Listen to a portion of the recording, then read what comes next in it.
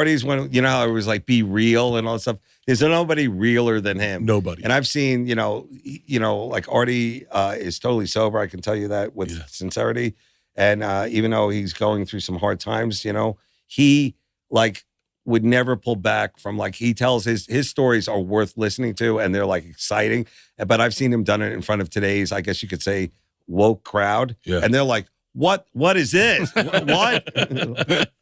Like all the things he says, like a lot of it is so, whatever. I guess they can't deal with it. They don't want to hear it. That's basically, it's like too honest. But it's also so funny. Yeah. I mean, like, you can't really this guy really has lived a life. So he's kind of set up the prototype for the way a lot of us podcast. Because when he was on Stern, he's great on the mic. Dude. Yeah. No one's better than him. No one. I remember driving from the Borgata into New York to get a flight home, listening to Stern, and they were talking, and I think it was the time he opened up about using heroin.